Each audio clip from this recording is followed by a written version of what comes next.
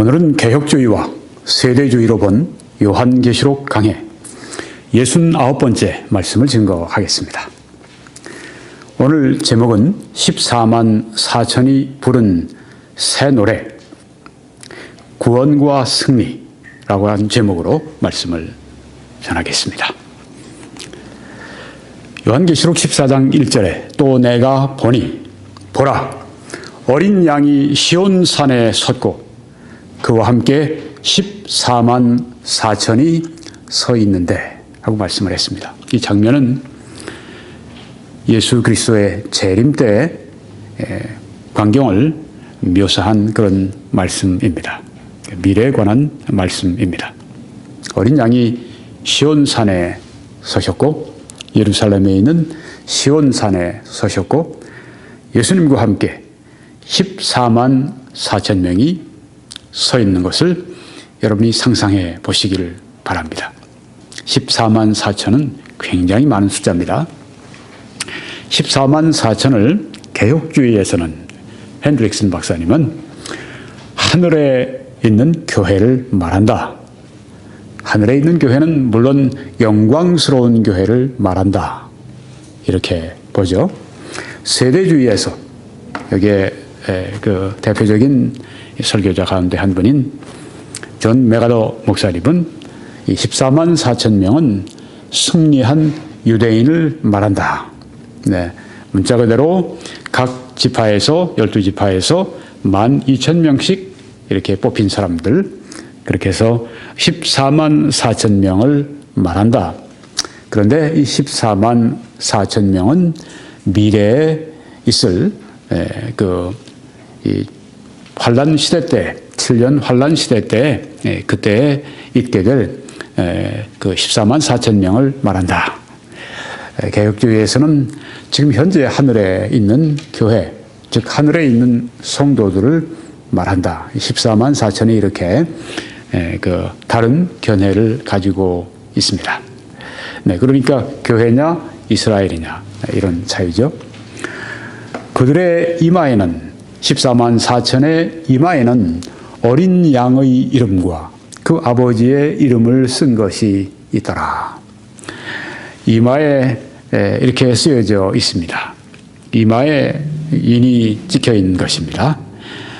이렇게 도장을 찍게 되면은 내 이름으로 도장을 찍으면 내 소유가 되는 것처럼 이제 어린 양의 이름, 그 아버지의 이름이 이렇게 도장으로 찍혀 있을 때 14만 4천 명은 바로 어린 양 예수 그리스도와 아버지의 소유다 하는 그런 뜻이 있고, 또 소유가 되어 있을 때 누구든지 보호하려고 하지 않겠습니까? 그렇습니다. 하나님께서 하나님의 자녀들을, 하나님께 속한 것들을 반드시 보호해 주십니다. 그래서 이들이 그 7년 대환란 기간 동안에 승리하게 되는 것입니다. 또 만약에 하늘에 있는 교회라고 생각하면은 그 하나님의 보호로 말미암아서 그들이 구원받은 이후에 하늘나라 갈 때까지 하나님의 능력으로 그들의 믿음을 보호해 주심으로 말미암아서 그들이 믿음을 버리지 않고 끝까지 그 믿음을 지킴으로 말미암아서 천국에 다 들어가는 그 백성으로 삼아 주신다 하는 그런 뜻입니다. 14만 4천 명은 어떤 숫자인가? 우리가 이 요한계시록 7장에 보게 되면 거기에 14만 4천 명이 나옵니다. 개혁주의에서는 그것은 지상의 교회를 말한다. 지상의 교회 숫자가 14만 4천 명인데 오늘 이 요한계시록 14장을 보니까 또 14만 4천 명이 또 나오는데 이것은 하늘에 있는 14만 4천이라. 그러니까 지상에 있는 교회 14만 4천 숫자와 하늘에 있는 교회 14만 4천 숫자가 딱 맞는 것처럼 한 사람도 하나님께서는 그의 어린 양들을 길 잃어버리지 않게 하시고 반드시 천국으로 데려가신다. 한번 구원받은 사람들은 영원히 하나님의 자녀로 보호를 받는다. 이렇게 믿는 것이죠. 네. 그런데 이제 이 세대주의에서는 14만 4천 명은 바로 미래 환란 시대 때 그때 하나님이 특별히 아주 성결하고 헌신되고 어린 양을 따라 어디든지 가는 그런 그 순종하는 사람들을 뽑아서 그때 특별한 믿음의 사람들로 하여금 하나님의 영광을 드러내게 하시는데 그래서 이제 존 메가더나 이런 분들은 바로 그들은 아주 뛰어난 사도 바울과 같은 그런 위대한 믿음의 선교사들, 전도자들, 바로 그런 분들이 될 것이다. 이렇게 봅니다. 그래서 미래에 14만 4천의 유대인들이 이런 그 많은 숫자가 전 세계를 다니면서 그때 이 적그리스도의 그런 말할 수 없는 박해와 또한 여러 가지 하나님의 심판으로 말미암은 재앙 때문에 세상이 살기가 너무너무 힘든 때에도 하나님의 여기에 보호와 그리고 하나님의 주시는 능력 때문에 승리하게 된다 하는 것을 이 말씀에서 볼 수 있다고 하는 것입니다. 네, 오늘 2절 말씀부터가 이제 오늘 말씀의 이 제목과 이 연관된 말씀입니다. 내가 하늘에서 나는 소리를 들으니. 네, 지금 이제 하늘에서 나는 소리를 땅에서 지금 듣고 있는 것이죠. 네, 하늘에서 땅에까지 들리는 소리를 지금 듣고 있는데 무슨 소리였습니까? 많은 물소리와도 같고 뭐 홍수 같은 소리입니다. 아니면 나야가라 폭포가 확 떨어질 때 그 소리, 물소리와 같고 큰 우레소리와도 같은데 천둥이 그냥 우당탕탕 칠 때 그 우레소리와 같은데 그렇게 말을 합니다. 네, 많은 물소리 같은 것이 들렸고 큰 우레소리 같은 천둥소리 같은 것이 들렸다고 그렇게 말을 합니다. 그럼 여기 무슨 소리일까요? 네, 그냥 아주 거대한 그 뭐 나야가라 폭포보다 더 큰 폭포가 저 남미에 있다고 그러는데요. 이구아스 폭포라고 그렇게 얘기를 한다고 하는데, 네. 전 나야가라는 가봤습니다만 거긴 이구아스는 못 가봤습니다. 네. 근데 하여튼 사진은 봤지만 엄청나게 물들이 쏟아져 내리는데 그 소리와 같고 큰 우레소리 같은데 이게 무엇일까요? 우리가 요한계시록 19장 6절을 보면 힌트가 있습니다. 그 말씀에 또 내가 들으니 허다한 무리의 음성과도 같고 그리고 우리가 조금 전에 읽은 많은 물소리와도 같고 큰 우레소리와도 같은 소리로 이르되. 네, 소리인데 말을 합니다. 그럼 누가 말을 합니까? 앞에 보니까 허다한 무리의 음성과도 같고 그래서 우리가 이 보는 많은 물소리와 같고 큰 우레소리 같은 이 소리는 허다한 아주 많은 사람들의 음성이다. 이렇게 우리가 이해를 할 수 있겠습니다. 여기 19장 6절에서는 어떻게 이 소리가 말을 하고 있는가 하면 할렐루야 주 우리 하나님 곧 전능하신 이가 통치하시도다. 이렇게 그 음성이 들려오고 있었습니다. 합창입니다. 핸델의 그 할렐루야 대합창같이 메시아 중에 나오는 그 대합창같이 할렐루야 할렐루야 하는 그 찬송 합창 듣게 되면 어떤 때는 정말 많은 물소리 같고 어떤 때는 아주 우레소리 같고 그 어떤 음악들이 핸델의 그 메시아도 그런 면이 있는데요. 아주 다이내믹하고 또 어떤 때는 우리 마음을 적시는 소리로 들려오고 할렐루야 주 우리 하나님 곧 전능하신 이가 통치하시도다. 그래서 우리는 이 많은 물소리 같다, 큰 우레소리 같다 하는 말씀을 그렇게 많은 하늘의 무리들이 지금 여기에 소리를 내는 그것을 말하고 있다. 이해를 할 수가 있습니다. 그 다음에 내가 들은 소리는 하늘에서 나는 큰 소리를 듣는데 그렇게 그 많은 물소리 또 큰 천둥소리 그 외에 또 들은 소리가 검은 고 타는 자들이 우리말로는 검은 고라고 하는데 이제 영어로는 다 하프라고 그러죠. 네, 하프를 타는 자들이 그 하프를 검은 고를 타는 것 같더라. 네, 여러 사람들이 이제 검은 고를 지금 타고 있습니다. 네, 이 소리는 무엇일까요? 음악 소리인데 이것은 이제 악기 소리인데요. 네, 아마 많은 사람들의 합창과 함께 그 악기들이 동원돼서 지금 그 아름다운 그런 이 연주가 함께 지금 나오는 그런 것을 듣고 있다 생각이 됩니다. 그런데 여기에 이 하프라든가 검은고 나올 때는 심판이 아니라 늘 기쁨과 연관이 되어 있습니다. 지금 어떤 때입니까? 어린 양이 시온산에 계시고 14만 4천이 거기 함께 서 있고 재림의 때란 말이죠. 재림의 때는 어떤 때입니까? 세상에는 심판이지만 그리스도인들에겐 말할 수 없는 기쁨의 때입니다. 복스러운 소망이라고 성경에 말씀했습니다. Blessed hope, 복스러운 소망이 바로 이 재림의 때인데, 그러니까 그리스도인들에게는 여기에 이 검은 고 타는 사람들의 소리도 아주 기쁨의 소리입니다. 또 여기에 조금 전에 우리 이 할렐루야 주 우리 하나님이 통치하신다고 하는 것은 아주 기쁨의 선언이고 선포이기도 합니다. 기쁨의 노래소리를 여기서 우리가 들을 수가 있습니다. 그런데 그들이 14만 4천이 14장 3절로 넘어갑니다. 보좌 앞과 하나님의 보좌 앞과 네 생물과 장로들 앞에서, 네 생물은 누구입니까? 천사들을 말합니다. 특별히 고위직 4명의 고위직 천사들, 가브리엘, 또 미가엘, 그런 천사들이 되겠죠. 네 생물과, 그 생물은 이제 그 천사들을 대표합니다. 장로들은 무엇인가? 장로들은 보통 교회로 그렇게 인식을 합니다. 그러니까 천사들과 교회들, 장로들. 핸드릭슨 박사님 같은 분은, 개혁주의의 그 신학자인 핸드릭슨 박사님은 여기 장로들은 특별히 그 앞에 보면 24장로가 나옵니다.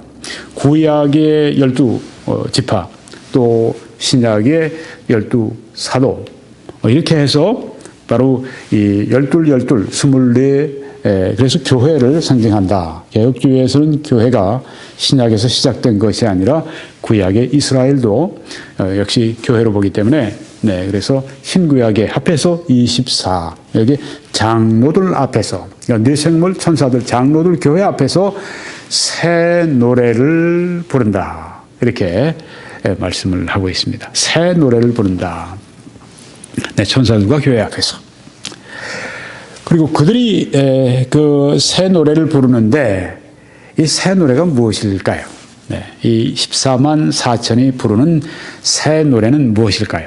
이 새 노래는 성경에 제가 찾아보니까 모두 9번이 나오더군요.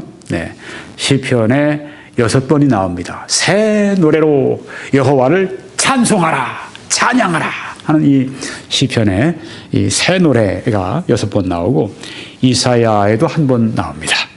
이 계시록에는 오늘 이 말씀과 더불어 하나 더 2번 새 노래가 나옵니다. 그러니까 6, 1, 2, 9번 새 노래가 나오는군요.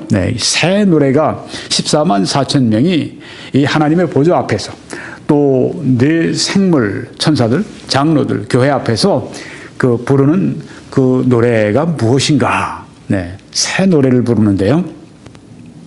근데 여러분 이렇게 보시면 조금 어색한 게 있습니다. 장로들도 교회고 14만 4천 명도 교회면 좀 어색하죠? 제가 이제 그 말씀을 해석하면서 이해하면서 제가 그런 생각을 해보았습니다. 교회가 교회 앞에서 노래를 부른다. 그거보다는 14만 4천이 이 교회들 앞에서 노래를 부른다. 이게 더 자연스럽지 않는가, 그런 생각을 해보았습니다. 그건 제 생각이고요.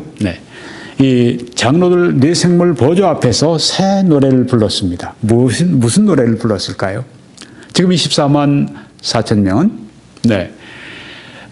그 교회로 보든 혹은 이 14만 4천 유대인으로 보든 고난의 이 인생을 통과해서 천국에 이르게 됐습니다. 그러니까 그들이 부른 노래는 무엇일까요? 구원의 새 노래가 될 것입니다. 구원의 노래를 부르는 것입니다. 이 구원의 노래, 이 14만 4천을 유대인, 이 환란 시기를 통과한 유대인으로 생각한다면 그들은 아주 특별한 새 노래를 가지고 있을 것입니다. 왜냐하면 그 환란 시기가 얼마나 힘든 시기입니까? 얼마나 무서운 박해가 있습니까? 목숨을 내놓고 세상을 다니면서 복음을 전한 사람들입니다. 많은 박해를 받고 매도 많이 맞았을 것이고, 많이 굶기도 했을 것이고, 많이 저들이 고달팠을 것이고, 저들이 겨우 목숨만 부지했을 것입니다. 그들이 이제 이 시온산에 어린 양 예수님과 함께 섰을 때 그들은 아마 굉장히 피곤해서, 너무 고난을 많이 겪어서 이제 이 시온산에 서서 찬송을 부를 힘도 없을 것이다. 아마 저들이 기진맥진해서 저들이 노래를 부르기는커녕 풀이 죽어 있을 것이다. 그렇게 우리가 생각할 수도 있는데 그렇지 않은 것을 여기서 보게 됩니다. 그들은 새 노래를 여기에서 부르는 것을 볼 수 있습니다. 하나님께서 그들의 여정 가운데 함께 하셔서 그 어려운 때, 그 어려운 일을 하지만 하나님의 능력으로 저들이 보호를 받은 것을 볼 수가 있습니다. 제가 근래에 어떤 한국의 분당에 있는 교회, 시험이 들어서 어려움을 당하는 교회를 봤습니다. 뭐 큰 교회, 대형 교회예요. 그 교회를 세운 목사님이 이제 은퇴를 하셨는데 그 이후에 이제 새로운 목사님이 부임을 하셨어요. 근데 은퇴 목사님에 대해서 뭐 안 좋은 소문이 돌았습니다. 그래가지고 교회에서 이제 그 시험이 들어가지고 이 현재 담임 목사님까지 뭐 이렇게 밀어내려고 하는 사람들이 생긴 겁니다. 성도님들은 대부분 다 좋아해요. 이 목사님을.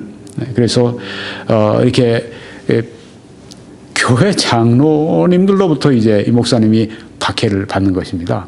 그러니까 장로교회에서 아무래도 특별히 이제 교회를 세운 분들이니까 전임 원로 목사님과 함께 교회를 다 세워놓은 분들이니까 나름대로 이제 주인 의식이 강하단 말이에요. 그러니까 새로 이제 그냥 부임해서 온 목사님을 볼 때는 우리가 다 세웠는데 우리 말을 들어줘야 되지 않느냐 이런 생각을 가질 수도 있어요. 그렇게 생각해서는 안 되지만 왜? 주인이 우리가 아니지 않습니까? 교회를 세운 것도 우리가 아니지 않습니까? 우리를 통해서 하시긴 했지만 그렇다고 내가 그것 때문에 생색을 내고 그러는 게 교회는 아니지 않습니까? 뭐 세상의 기업도 아니고. 그런데 사람들이 뭐 평소에 좋을 때는 괜찮은데 시험에 들면 아주 육신적으로 바뀌는 겁니다. 그 성도님들은 이제 목사님에 대한 지지를 표시하기 위해서 설교가 마치고 나면 이제 나가는데 그냥 나가지 않고 쫙 줄을 저쪽까지 서서 일일이 다 목사님하고 이제 악수를 나누면서 격려하고 나가는 그런 것이고, 이 장로님들 가운데 이제 어떤 분들은 또 굉장히 목사님을 대적하고, 그래서 그 신문을 보니까 교회와 신학에서 제가 읽었어요. 목사님 보고 그 반대 측에 있는 사람들이 이런 얘기를 한답니다. 네가 내 친구냐? 아마 회의 가운데 그런 얘기를 하는가 봐요. 네. 그리고 설교할 때 할렐루야 하지 마라. 설교할 때 웃지 마라. 이런 얘기를 한다고 그러고 말이죠. 도무지 교회의 장로라고 하는 직분을 가진 사람들로서는 있을 수 없는 그런 말들을 한단 말이에요. 여기 장로님이 듣고 있는 분이 있을지 모릅니다. 뭐 좋은 장로님이라고 생각이 됩니다. 장로 생활을 함부로 했다가는 하나님께 굉장히 매맞습니다. 그렇게 하면 안 됩니다. 하나님의 종들을 그렇게 대해서는 안 됩니다. 서로 불쌍히 여겨야 됩니다.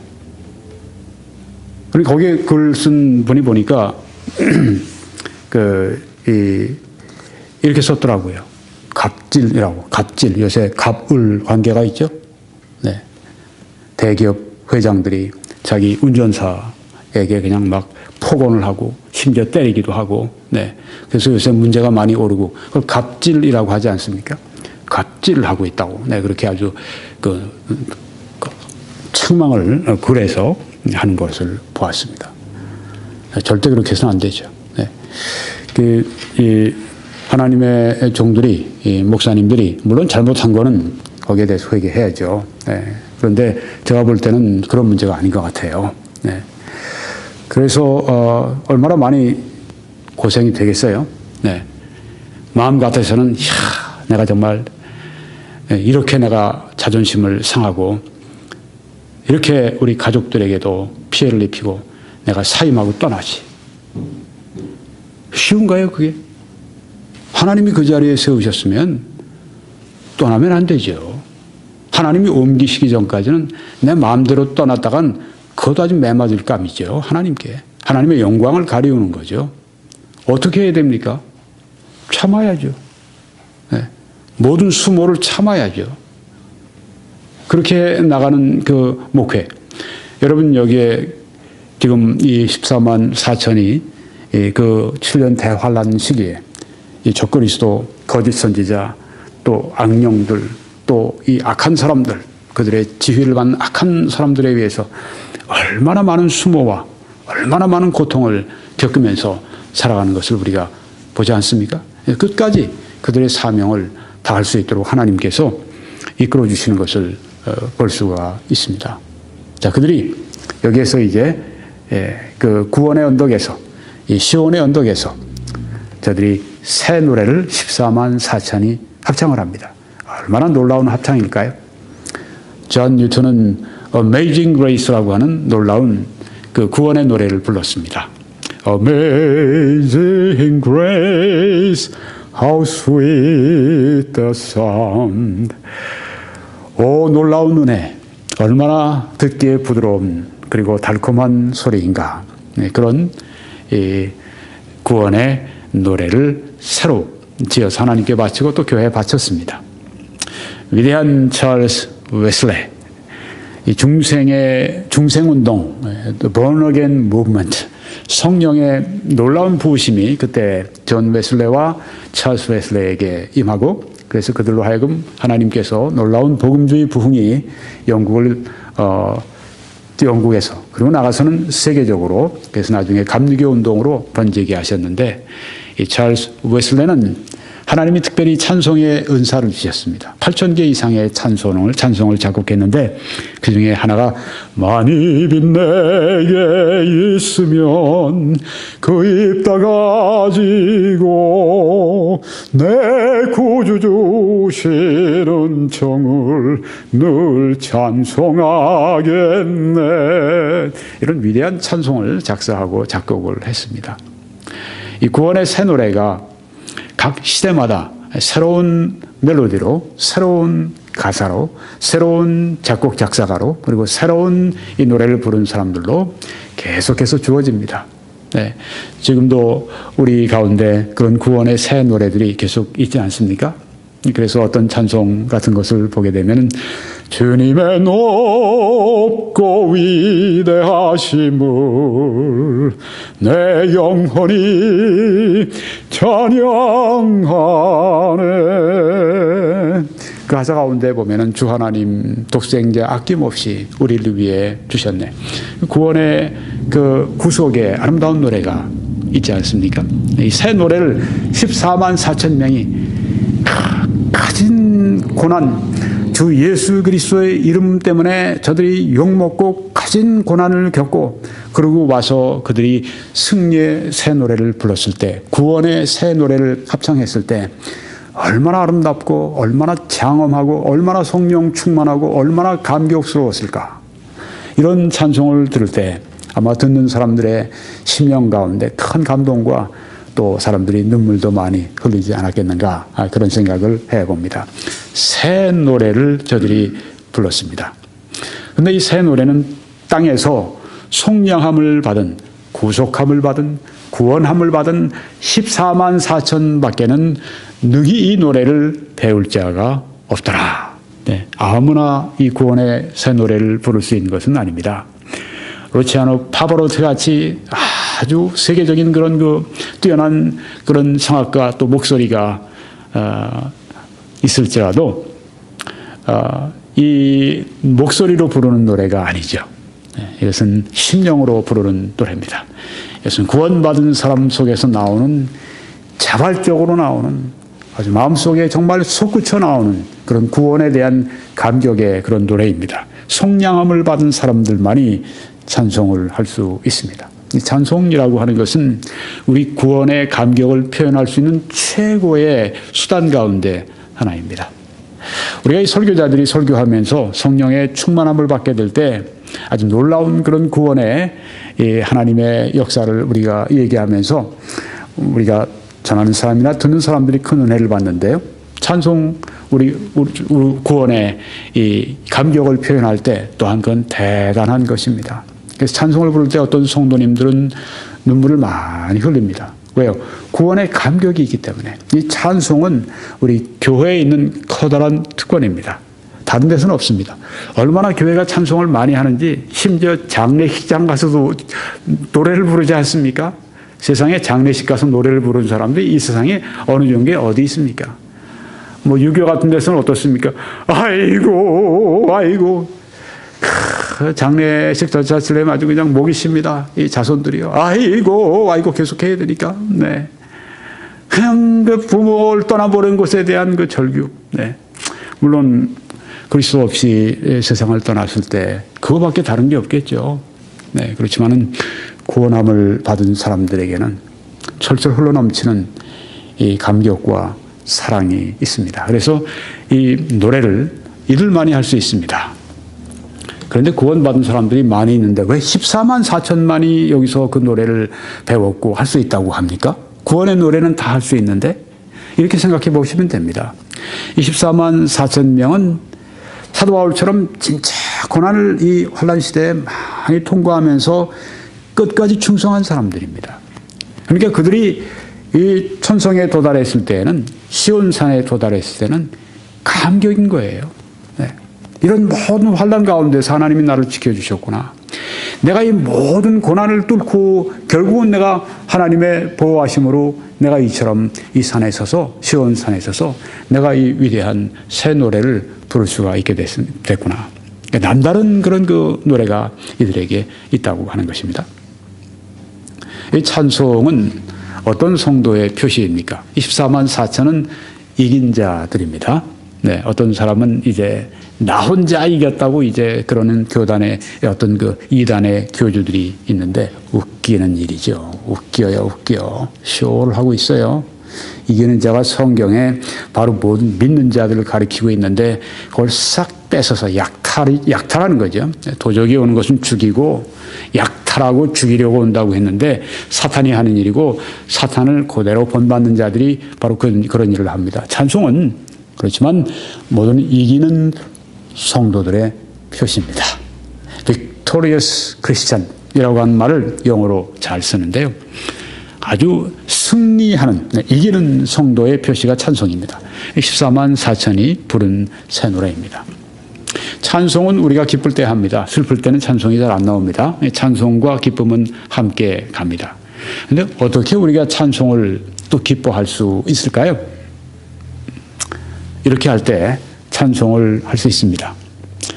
하나님의 주권을 우리가 신뢰할 때, 하나님의 능력과 하나님의 지혜와 하나님의 공의를 우리가 믿고 신뢰할 때 어떤 환경 가운데도 우리가 찬송을 할 수가 있고 기뻐할 수가 있는 것입니다. 자, 어떤 분이 장사를 합니다. 가게를 가지고 있어요. 보니까 이번 주에는 많은 사람들이 와서 장사가 잘 됐습니다. 저절로 흥얼거리게 되고 마음이 흐뭇하고 또 하나님 감사합니다. 하나님이 다 보내주셨습니다. 그런데 그 다음 주에 보니까 밤에 이제 비운 사이에 집에 있는 동안에 도적이 들어가지고선 온통 다 귀한 것들을 다 훔쳐갔습니다. 다 깨뜨리고 다 아주 손해를 많이 입혔습니다. 그런 현장에 찾아왔을 때 어떻겠습니까? 찬송과 기쁨이 있겠습니까? 물론 그런 때 슬퍼하는 게 맞죠. 충격을 받는 게 맞죠. 그럼에도 불구하고 우리는 찬송을 할 수가 있습니다. 기뻐할 수가 있습니다. 그건 미쳤네. 네. 그리스도인들은 어떤 면에서는 좀 미친 사람들입니다. 네. 보통 사람들이 슬퍼하고 절망하는데 그리스도인들은 기뻐할 수 있고 그리스도인들은 소망을 가지고 있습니다. 죽음 앞에서도 심지어 장례식 거기에서도 울고불고 해야 되는 그런 상황 가운데서도 저들은 침착하고 저들은 또한 기뻐하면서 찬송합니다. 왜 그렇습니까? 장래 소망이 있기 때문이죠. 하나님의 주권을 믿기 때문입니다. 하나님의 부활의 능력을 믿기 때문입니다. 하나님의 지혜로 주신 이 말씀을 믿기 때문입니다. 하나님의 공의를 믿기 때문입니다. 신뢰할 때 찬송할 수 있습니다. 여기 성경에 보니까 빌립보 3장 1절에 나의 형제들아 주 안에서 기뻐하라 하고 말씀을 했습니다.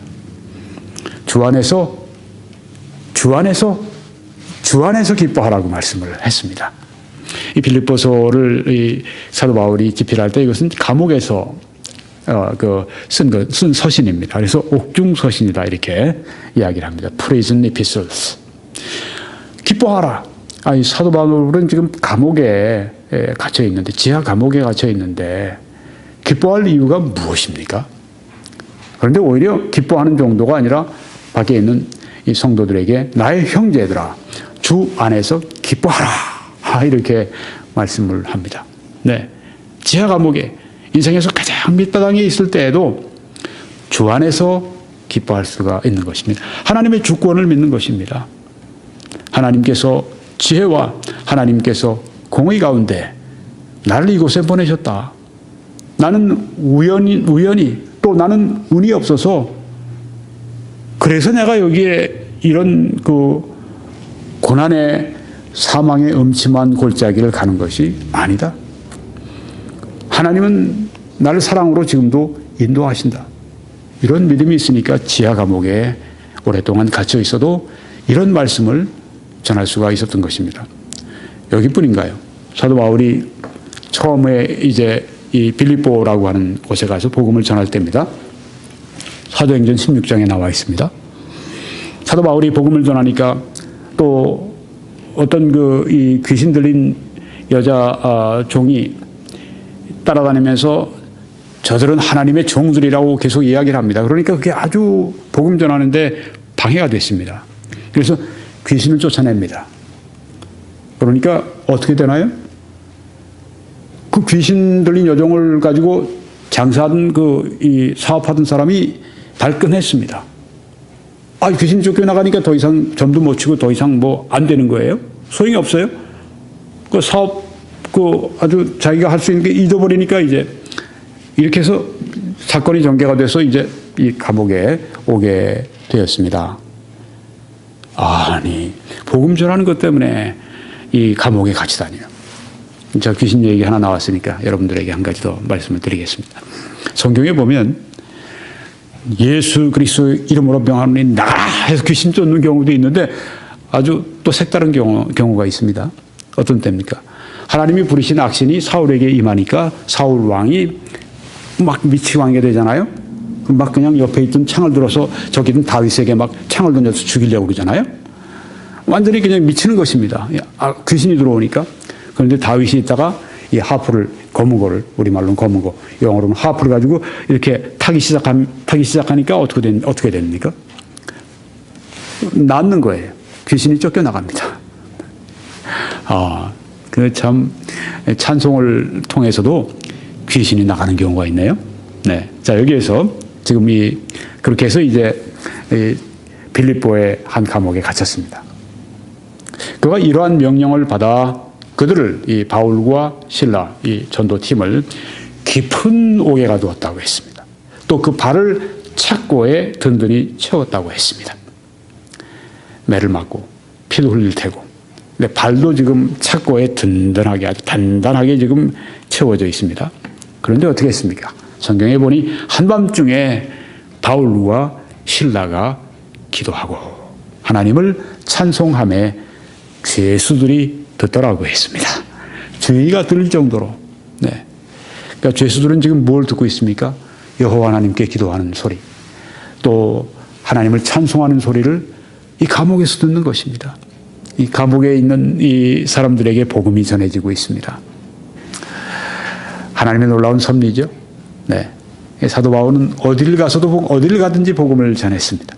감옥에 보내시면 감옥에서 복음을 전했습니다. 여기 보니까 기도했고 하나님을 찬송해서 죄수들이 들었습니다. 여기에 지금 찬송을 하고 있네요. 아니, 이렇게 복음 전하다가 억울하게 지금 귀신 쫓아냈으면 얼마나 좋은 일 했어요. 네. 그런데 그것 때문에 지금 이 감옥에 들어와서 매 맞고 지금 착고에 채우고 지금 배도 고플 것이고 지금 춥고 아프고 고달프고 이역만리에 와서, 그런데 한밤중에 지금 이 감옥에서 저들이 내가 왜 이 고생을 하지? 내가 여기를 왜 와서 이 고생을 사서 하나? 이런 게 아니었고 오히려 기도하면서 하나님을 찬송을 했습니다. 어떻게 이런 것이 가능할까요? 하나님의 주권을 확신했기 때문입니다. 하나님이 나를 저 들판에서 복음을 전하게 하실 때도 있고 이렇게 감옥에서 복음을 전하게 하실 때도 있다. 이건 정말 세상이 감당할 수 없는 사람들이 되는 것입니다. 하나님의 주권을 믿을 때 한밤중에도 찬송할 수 있습니다. 여기 지금 바울은 감옥이 한밤중이었지만 어떤 사람은 사업에 아주 비참하게 실패해서 한밤중인 사람이 있습니다. 혹은 가정에 한밤중을 만난 사람이 있습니다. 이혼하고 그것으로 말미암아 아주 인생의 최대의 사망의 음침한 골짜기를 지나가는 사람들이 있습니다. 말로도 할 수 없는, 표현할 수 없는, 다른 사람은 도저히 경험하지 못한 것 같은 나만이 당하는 그런 고난과 그런 어떤 한밤중의 고난 속에 지금 하나님 앞에 지금 막 울부짖고 있는 분들이 있을 거예요. 어디든지 있습니다. 그런 말을 하지 않습니까? 설교학 교수님들이 그런 얘기를 합니다. 고난에 대해서 설교하십시오. 뭐 언제든지 그 설교를 들을 수 있는 사람이 있습니다. 맞습니다. 우리는 많은 고난을 통과해서 천국에 들어갑니다. 지금 고난이 없을지라도 앞으로 고난이 오게 됩니다. 이건 약속과 비슷합니다. 반드시 고난이 옵니다. 믿음의 테스트가 옵니다. 여기 지금 이 바울과 실라가 그랬습니다. 그런데 하나님을 찬송하는 것이었습니다. 하나님의 주권을 믿었기 때문이죠.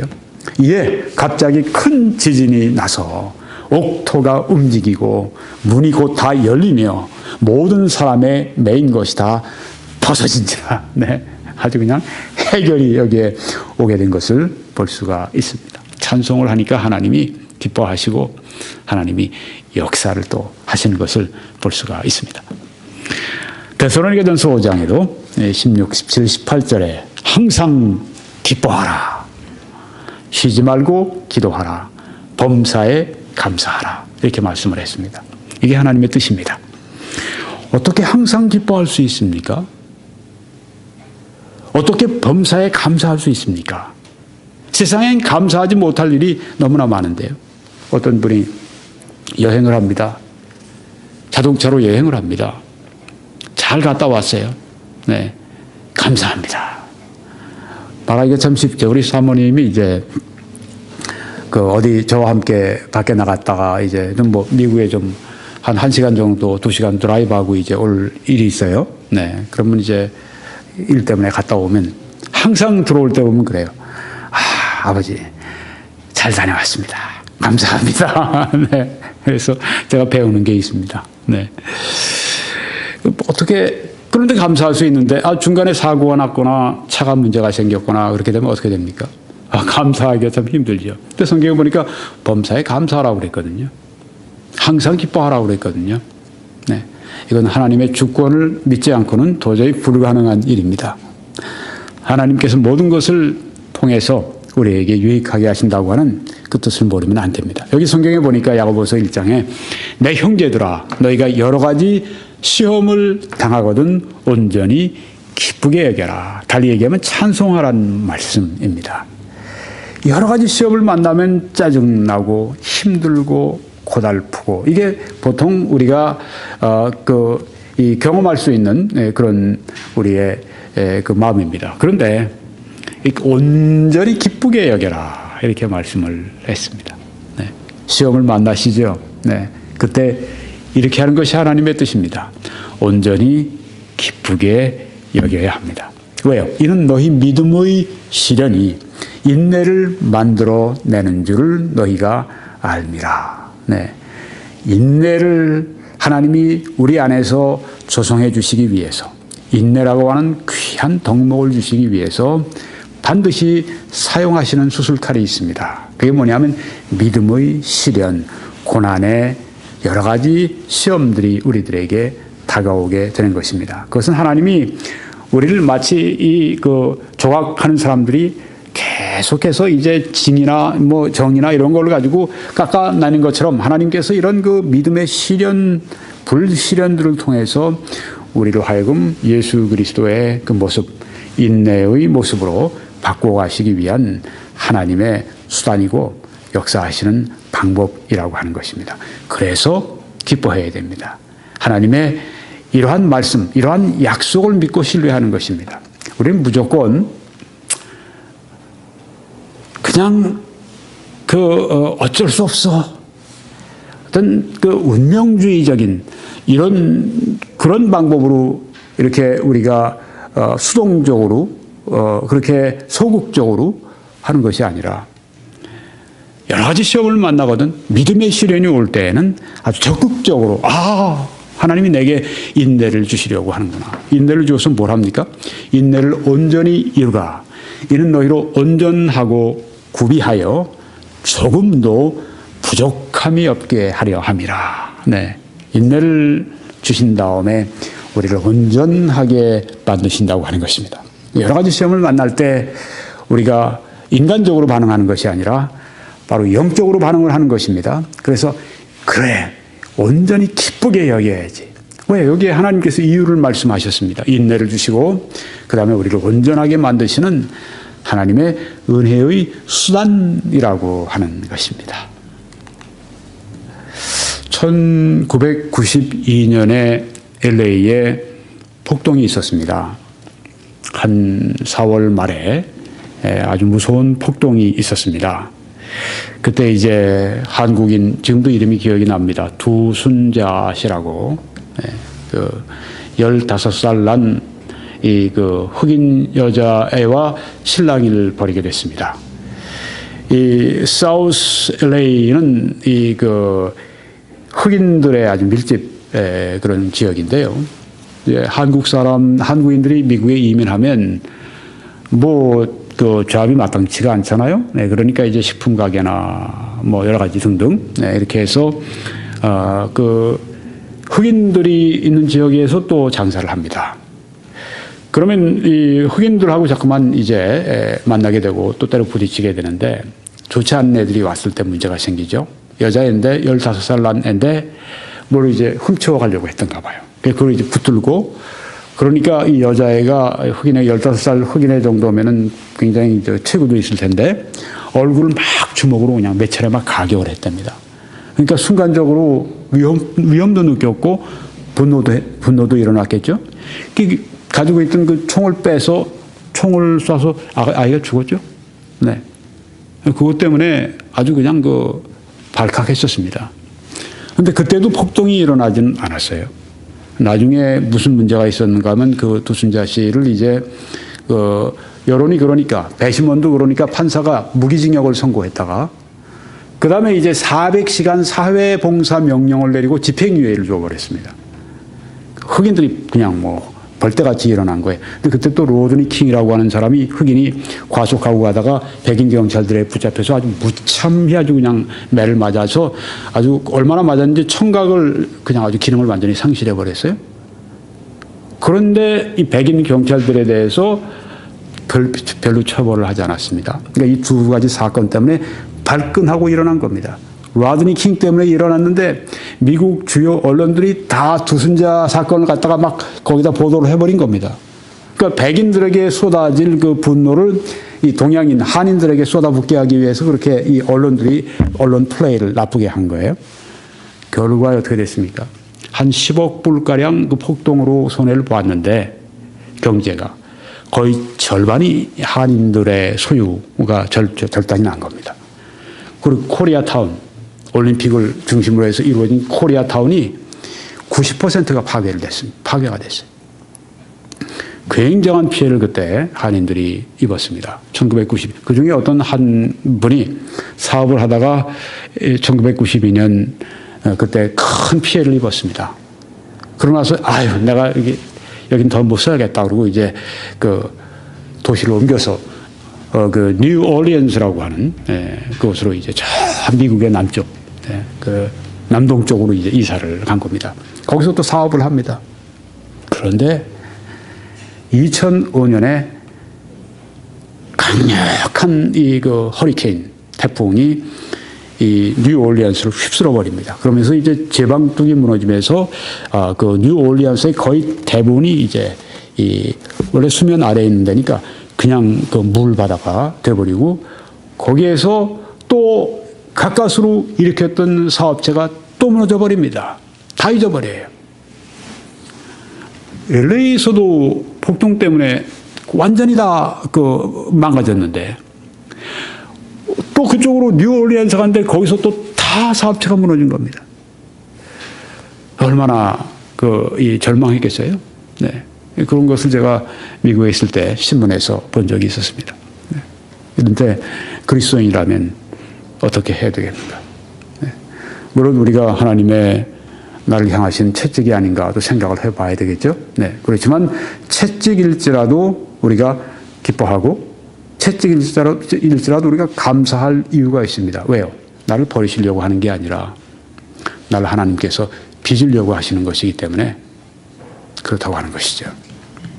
베드로전서 4장에서 사랑하는 자들아 너희를 연단하려고 훈련하려고 오는 불시험을 여기에 아주 그 불시험이라고 그랬습니다. Fiery trial 불시험을 그 불시험이에요. 시험도 힘든데 불시험입니다. 불시험하는 겁니다. 이상한 일 당하는 것 같이 이상히 여기지 말아라. 난 왜 이런 시련을 당해야 돼? Why me? 왜 내가 이런 걸 당해야 돼? 이러지 말라는 얘기입니다. 이러기가 참 쉬워요. 설교자들도 설교하는 것보다 설교를 실천하는 게 더 힘듭니다. 정말 불시험을 만날 때, 아니, 내가 왜 이런 시련을 당해야 돼? 하나님이 나를 왜 이렇게 괴롭히셔? 내가 뭐가 그렇게 몹쓸 짓을 했다고? 내가 뭐가 그렇게 하나님 앞에 내가 아주 정말 밉게 보여서 이러느냐고. 그러지 말라고 하는 얘기입니다. 하나님 미우면 때리지도 않으세요. 하나님이 사랑하시는 아들마다, 자녀들마다 징계하신다고 말씀을 했는데 또 꼭 징계 때문에 불시험이 오는 것은 아닙니다. 하나님께서 우리를 그리스도의 형상으로 만드시기 위해서 또 하나님을 의지하게 하시기 위해서 사도 바울은 아시아에서 당한 환난을 너희가 모르기를 원치 아니하노니 우리가 당한 환난이 너무 커서 살 소망까지 끊어졌다고 하지 않았습니까? 얼마나 고생을 했든지 살 소망이 완전히 사라진 거예요. 그런데 왜 그랬는가? 이유가 나오죠. 이는 죽은 자를 다시 살리신 하나님만 의지하게 하려 하십니다. 그런 속에서 믿음이 생기는 것입니다. 하나님을 붙들게 되는 것입니다. 절망 속에서, 사망의 음침한 골짜기 속에서 하나님을 붙듭니다. 그렇지 않고 산정에 올라갈 때는 손 딱 놔두고 말이죠. 다니면서 그냥 바쁜데 사망의 음침한 골짜기로 가면은 하나님의 손을 막 붙드는 거예요. 하나님, 날 붙들어 주세요. 저를 붙잡아 주세요. 하나님께서 저를 붙잡아 주셔야 됩니다. 불시험은 우리들에게 뭘 주는가? 믿음의 은혜를 줄 수 있다고 하는 것입니다. 이상히 여기지 마라. 이상히 일 당하는 것처럼 이상히 여기지 마라. 오히려 너희가 그리스도의 고난에 참여하는 것으로 즐거워하라. 그리스도의 고난에 참여한다? 이게 무슨 말입니까? 이 땅에 우리가 하나님의 일을 할 때 보면은 여러 가지 박해를 받고 고난을 당하는 경우가 있어요. 아까 그 어떤 목사님 말씀드렸죠? 고난을 받고 있는 것입니다. 교회를 세우기 위한 대가를 지불하고 있는 것입니다. 그러니까 그리스도께서 지금도 우리를 통해서 고난을 받고 계신 거예요. 그런 의미입니다. 우리를 통해서 주님의 몸된 교회를 세우시기 위해서 바로 그리스도가 고난 받으시는 우리를 통해서 그 그리스도의 고난에 참여하는 것으로 즐거워하라. 교회를 하면서 고난을 당하지 않습니까? 복음을 전하면서 고난을 받지 않습니까? 그리스도의 고난에 참여하는 것으로 즐거워하라.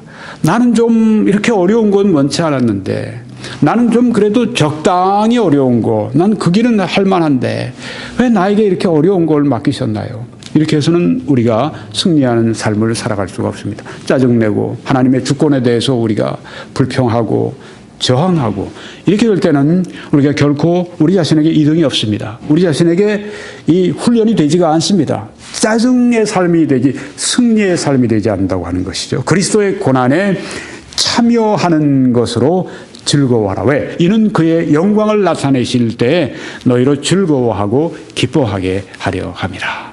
이 땅에서 우리가 그리스도를 위해 고난을 많이 받으면 받을수록 무엇이 되는가? 그게 다 훈장이 된다고 하는 것입니다. 하늘나라에서는 너희가 나의 이름 때문에 이 땅에서 욕먹고 고난을 당하면 기뻐하라. 하늘에서 너희의 상이 큼이라고 말씀을 했습니다. 목회 사역을 하다 보면 얼마나 목사나 사모나 당하는 그런 수모 그런 것들이 얼마나 많이 있어요. 목사님들이 있어서 말씀을 드립니다만, 네. 내가 이만큼 공부했는데, 내가 이만큼 정말 하려고 하는데, 아니 저 사람이 나를 그렇게 대할 수 있나? 정말 내가 이런 수모를 받고 내가 이 일을 계속해야 되나? 그런 느낌을 가질 때가 가끔 있어요. 어떤 분은 종종 있습니다. 어려운 지역에서 하는 사람들은 더 있습니다. 그리스도의 고난에 참여하는 것으로 즐거워하라고 말씀했습니다. 내가 그리스도의 고난에 참여하고 있구나. 기뻐하라. 하늘에서 상이 크다고 말씀을 했습니다. 이건 꼭 목사님뿐이 아닙니다.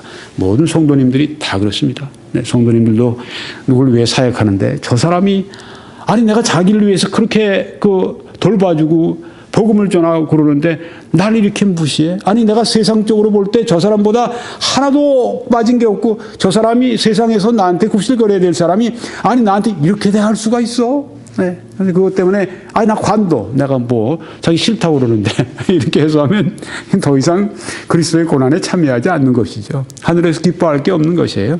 이 땅에서 아주 우리가 편하게 살고 적당히 편하고 적당히 어렵고 이걸 생각하지 말고, 물론 내가 마음대로 고난을 내가 자초하고 좀 지나친 그런 것도 문제지만은 하나님이 주시는 것이 있으면 이상하게 생각하지 말고, 불시험을 이상하게 생각하지 말고 온전히 기뻐하라. 여기 너희가 그리스도의 이름으로 치욕을 당하면 복이 있는 자로다. 영광의 영 곧 하나님의 영이 너희 위에 계심이라 이렇게 말씀을 했습니다. 예수님의 이름 때문에 복음 전하다가 치욕을 받잖아요. 그게 상입니다. 그게 훈장입니다. 난 복음 전하는 거 자존심 상하고 사람들한테 말이죠. 전에 우리 함께 나가서 이 노방전도 할 때 여기 코리안 마켓에 가서 우리가 앞에서 이렇게 전할 때 보니까 별별 사람이 다 있더군요. 사모님이 이제 문 옆에 서서 이제 나오는 사람들한테 하나하나 주니까 어떤 아주머니인데 나오더니 우리 사모를 바라면서 하니까 체격 좋네 그러면서 가더라고요. 제가 속으로 있다가 참 이런 얘기 들으려고 여기 나왔나 그런 생각이 드는 거예요. 네. 그건 인간적인 생각입니다. 여기 성경에 보니까 너희가 그리스도의 이름으로 치욕을 당하면 복이 있다고 말씀했습니다. 나가서 복음을 전해야죠. 네, 그리스도의 이름 때문에 치욕을 당하는 것은 아주 복된 것입니다. 네, 그리스도의 이름으로 치욕당하는 이 복, 이걸 많이 누려야 되겠습니다. 왜? 영광의 영 곧 하나님의 영이 너희 위에 계심이라. 우리 번역은 이런데요. 영어의 킹 제임스, 뉴 킹 제임스 성경에는 요 다음에 요 말이 나옵니다. 이 말입니다. 그들 편에서 그리스도는 치욕을 받으셨으나 내 편에서 그리스도가 영광을 받으셨느니라. 내가 예수 그리스도의 이름 때문에 치욕을 받으면 예수 그리스도는 어떻게 되는가? 나 때문에 영광을 받으신다는 말씀이에요. 놀라운 말씀이죠. 네. 예수님 때문에 내가 고난과 수모와 치욕을 받으면 받을수록 그리스도께는 영광이 돌려준다고 하는 것입니다. 그래서 하늘의 상이 크고 그래서 복이 있다고 하는 그런 말입니다. 여러분이 보시는 이 사진에 이 여자분은 귀용 부인이라고 합니다. 마담 귀용, 프랑스 여자입니다. 1648년에서 1717년 동안 살았던 사람인데 69세 죽은 분인데 이분은 캐톨릭입니다. 근데 캐톨릭을 여기에 이렇게 제가 소개를 하는가? 개신교인들도 많이 이 귀용 부인에 대해서 좋게 생각을 합니다. 그래서 제가 특별히 A.W. 톨저 같은 매우 아주 이 개신교 내에서 유명한 그런 이 설교자고 또 저술가인데 그분의 책을 제가 읽다가 이 이야기가 나와서 제가 오늘 여러분들에게 소개를 해드리는 것입니다. 제가 처음으로 아마 이 귀용 부인 캐톨릭에 대해서 칭찬하는 그런 걸 처음 여러분에게 예로 제가 보여드리는데 평생 처음입니다. 네. 캐톨릭에 대해서 제가 그들의 잘못된 구원관에 대해서 제가 아주 무섭게 질책하는 것을 너무 여러분들이 잘 아십니다. 네.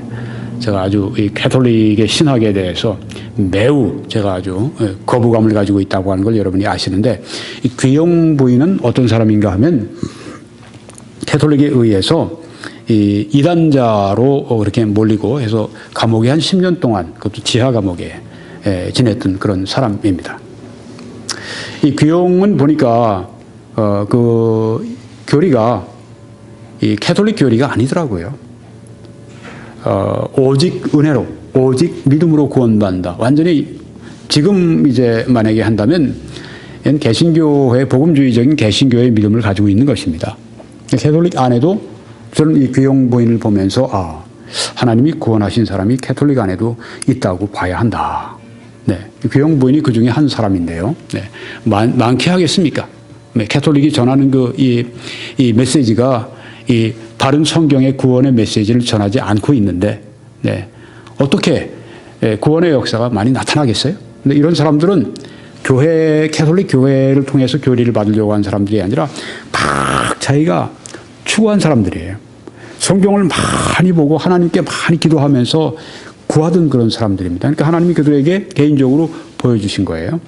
그래서 우리와 똑같이 오직 의인은 믿음으로 말미암아 살리라. 왜 이런 사람들이 그때 개신교인이 안 되는지는 잘 이해가 안 되는 그런 사람인데, 하여튼 이 귀용 부인이 또 그 기도 생활, 경건 생활 이런 것에 탁월했습니다. 그래서 많은 사람들에게 영향을 미치고 했었는데요. 10년째 이 감옥에서, 지하 감옥에서 이제 이단자로 몰려서 이제 거기에 갇혀 있는데, 식사 시간에만 불을 켰답니다. 얼마나 어둠 속에서 10년을 살았어요. 나중엔 바스티유 감옥이라고 하는 유명한 정치인, 정치 죄수들 감옥에 갇혔는데, 그때 이런 시를 썼습니다. 여러 가지 가운데 하나가 제가 이 번역을 한 겁니다. 나는 창공을 향해 날아오를 수 없는 그저 새장 안에서 앉아 나를 거기에 두신 분에게 노래하고 있는 작은 새 같아. 나는 기뻐하는 재소자, 기뻐하는 감옥에 있는 사람. 왜냐하면 나의 하나님, 이것이 당신을 기쁘시게 해드리기 때문이죠. 네, 감옥에 있는 게 하나님을 기쁘시게 해드린다는 대단히 역설적인 이야기죠. 나는 하루 종일 노래하는 것 외에 다른 할 일이 없어. 내가 기쁘시게 해드리기를 좋아하는 하나님이 나의 노래를 듣고 계셔. 놀랍습니다. 그분은 나의 방황하는 날개를 붙잡아 묶어 놓으셨네. 그러나 여전히 그분은 나의 노래를 들으시려고 굽어 살피시네. 나의 둥근 새장은 나를 가두었으나 난 밖으로 날아갈 수가 없으나 나의 날개는 단단히 묶여 있으나 나의 심령은 자유하네. 나의 감옥의 벽은 나를 통제하지 못하네. 영혼의 도피와 자유를 솟아오르는 것이 좋아. 이 빗장과 창사를 넘어 그분을 향해 난 그분의 목적을 사모하네. 나는 그분의 섭리를 사랑하네. 당신의 전능하신 뜻 안에서 기쁨과 마음의 자유를 발견하게 될 거예요. 네, 놀랍습니다. 네, 10년 동안을 식사 때만 불을 밝히는 그런 정말 처절한 이런 동굴 같은 삶을 살면서도 이렇게 기쁨을 잃지 않고 찬송을 했다고 하는 것은 왜 그렇습니까? 여기 나는 그분의 섭리를 사랑하네. 나는 그분의 목적을 사모하네. 당신의 전능하신 뜻 안에서 기쁨과 마음의 자유를 발견하게 될 거예요. 키가 여기 있다고 하는 것입니다. 이 사람이 이제 풀려났습니다. 10년 지난 다음에. 그리고 이제 나머지 한 10여 년 자기 집에서 딸과 함께 그 여생을 보내는데, 그때 세계적으로 굉장히 외국에서까지 사람들이 찾아와서 가르침을 듣고 그랬다고 합니다. 저서도 한 40여 권 남겼다고 그러고, 또 기도에 대한 책자가 있다고 그래요. 마담 귀용 부인의 기도에 대한 그 번역된 책도 있는 것 같습니다. 네, 보시면 좋지 않겠나 하는 그런 생각을 해보았습니다. quietism이라고 하는 캐톨릭의 어떤 그 영성의 하나의 그 어떤 그 이 브랜치인데, 네, 뭐 정적주의. 그러니까 이제 모든 것을 하나님의 섭리와 하나님의 목적에 맞추어서 이렇게 살아갈 때 행복이 있고 거기에 기쁨이 있고 찬송하는 삶을 살 수 있다. 뭐 그런 종류의 quietism의 아주 대표자가 된 그런 사람이 되었습니다. 네. 자, 이런 가운데도 늘 사랑하고 늘 기뻐하고 늘 찬송하고 살 수가 있었다면 우리는 더 나은 환경에서 그렇게 하지 못할 이유가 어디 있겠습니까? 하나님의 섭리를 굳게 믿었기 때문입니다. 왜 그런가? 여기 키가 나와 있습니다. 아까 우리가 보았습니다. 요한계시록 19장 6절에 할렐루야 주 우리 하나님 곧 전능하신 이가 통치하시도다. 네. 이런 시련과 이런 어려움과 이런 고난과 이런 사망의 음침한 골짜기를 갈지라도 아무도 나를 알아줄 수 없고 아무도 나를 돌봐줄 수 없고 나 혼자 떨어져 있는 완전히 정말 나 혼자 버려진 것 같은 그런 상황이지만 이 말씀이 통한다고 하는 것입니다. 주 우리 하나님 곧 전능하신 이가 다스리신다.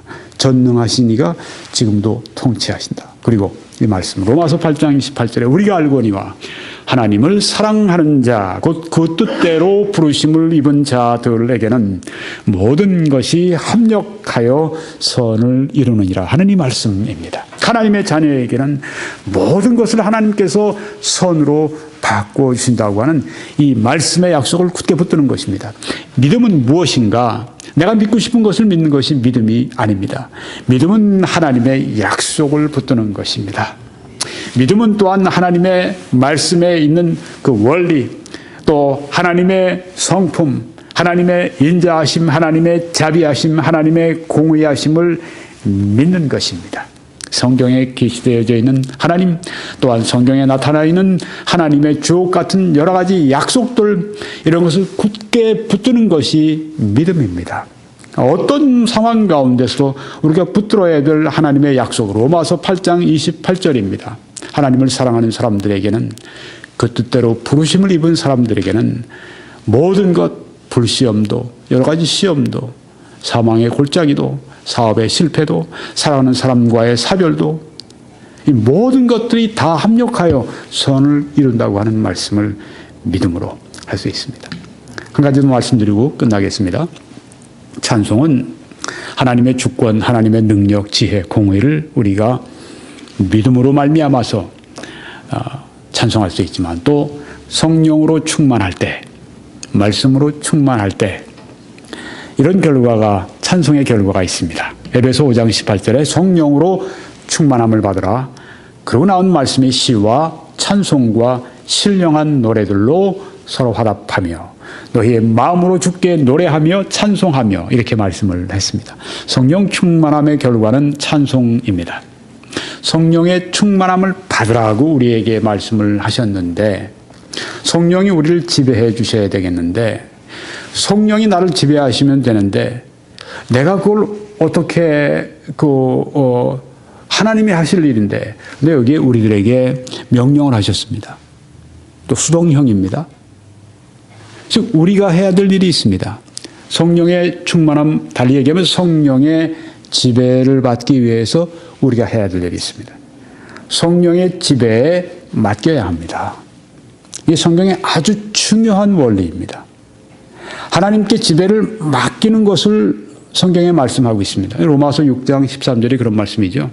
너희 지체를 불의의 병기로 죄에게 주지 말고 너희의 지체를 의의 병기로 하나님께 드리라. 그렇게 해서 거룩함에 이르라. 또 로마서 12장 1절에도 그러므로 사랑하는 형제들아 내가 하나님의 모든 자비하심으로 너희를 권하노니 너희 몸을 하나님이 기뻐하시는 거룩한 산 제물로 드리라고 말씀을 했습니다. 이게 성경 도처에 우리에게 헌신을 우리들에게 바치는 것을 말씀하고 계십니다. 일단 바쳐야 하나님의 축복이 임하는 그런 경우가 얼마나 성경에 많이 나와 있습니까? 아브라함이 아들 이삭을 그 귀한 아들 이삭을 하나님께 그 말씀하셨기 때문에 바치고 난 다음에 하나님께서 아들 이삭을 받지 않으시고 그 예비하신 제물을 준비하신 것뿐 아니라 아브라함에게 얼마나 놀라운 축복을, 따라서 그 이삭에게도 얼마나 놀라운 축복을 허락해 주셨습니까? 그래야 합니다. 그래야 하나님의 축복이 우리에게 있습니다. 요한복음 14장 21절은 성경에서 그리스도인의 삶, 승리하는 이기는 성도의 삶과 아주 관련돼서 아주 중요한 말씀이 있습니다. 그 말씀은 이것입니다. 너희가 내 계명을 지키면 나를 사랑하는 자니 나를 사랑하면 내 아버지의 사랑을 받을 것이요 나도 그를 사랑하여 그에게 와서 그에게 나를 나타내리라고 말씀을 했습니다. 많은 사람들이 목이 말라 있습니다. 하나님의 임재의 체험을 원합니다. 그런데 하나님께서 그들에게 그 다가오시도록 하지는 않고 있어요.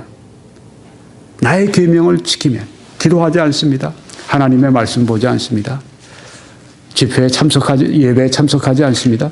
어떻게 그 목마름을 해결받을 길이 무엇이 어떻게 있습니까? 나와야 합니다. 목마름을 체험받기 위해 나와야 합니다. 순종으로 나와야 합니다. 성령의 지배 받기 위해서 내가 성령께 순종해야 됩니다. 마지막 말씀입니다. 골로새서 3장 16절에 그리스도의 말씀이 너희 속에 풍성히 거하여, 거한다는 말은 지배, 거한다는 그런 원어의 뜻이 그런 것입니다. 하나님의 말씀이 내 안에 거하시는 것입니다. 집에 거하듯 내 안에 거하시는 것입니다. 그래서 그 말씀이 내 생각 속에, 그 말씀이 내 말과 내 행동 속에 거하는 것을 말합니다. 단순히 성경 지식을 말하는 것이 결코 아닙니다. 이 성경 말씀이 나의 삶 전체를 완전히 다스리는 것을 말합니다. 그렇게 될 때 결과가 모든 지혜로 피차 가르치며 권면하고, 하나님의 말씀이 나의 이 머리뿐 아니라 나의 심령뿐 아니라 나의 삶 가운데서 나의 손과 발과 나의 모든 이 삶 가운데서 완전히 하나님의 말씀이 나를 주장하시고 지배하실 때 모든 지혜로 피차 가르치며 권면하게 된다고 했습니다. 지혜가 어디서 나옵니까? 하나님을 경외하는 데서 나옵니다. 하나님의 말씀을 사랑하고 그 말씀을 순종하는 데서 나옵니다. 결과가 그 다음에 시와 찬송과 신령한 노래를 부르며 감사하는 마음으로 하나님을 찬양하고, 찬송, 바로 그리스도의 말씀이 우리 속에 풍성히 거할 때 되어집니다. 어떻게 그리스도의 말씀이 우리 속에 풍성히 거하게 할까요? 먼저 하나님 말씀을 읽어야 합니다. 하나님 말씀을 공부해야 됩니다. 또 하나님 말씀을 우리 마음 안에 저장해야 됩니다. 숨겨야 됩니다. 말씀을 암송하는 것입니다. 또 하나님 말씀을 굳게 붙드는 것입니다. 즉 하나님의 말씀을 우리 삶 가운데 실천하는 것입니다. 성령으로 충만할 때, 그리스도의 말씀으로 충만할 때, 그때 찬송하는 그 은혜가 임한다고 하는 것을 이 성경이 보여주고 있습니다. 결론을 짓고 마치겠습니다. 오늘 14만 4천이 부른 새 노래, 구원과 승리의 새 노래에 대해서 말씀을 드렸습니다. 이렇게 해서 개혁주의와 세대주의로 본 요한계시록 강해 69번째 말씀을 마치겠습니다. 이제 www.21church.com으로 들어오셔서 설교뿐 아니라 제가 신문에 지금 발표하고 있는 글들이 있습니다.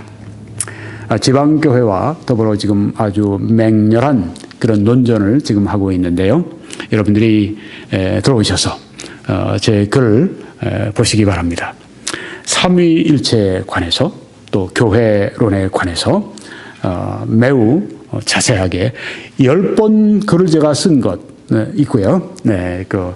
이제 2개가 지상 토론이 올라가 있고요. 3개가 아마 내일쯤 또 거기에 올려지게 될 것입니다. 그래서 앞으로 지상 토론이 10번 증거될 때까지 계속 올라가게 될 것입니다. 보시기를 바라고, 또 다른 설교들을 또 찾아서 시청하실 수 있기를 바라고요. 또 저희들을 위해서 기도해 주시기를 바라고, 성령께서 여러분을 감동하실 때 이 사역을 위해서 재정적으로 후원해 주시기를 바랍니다. 이 웹사이트를 들어오시게 되면은 왼쪽에 메뉴가 있습니다. 무엇.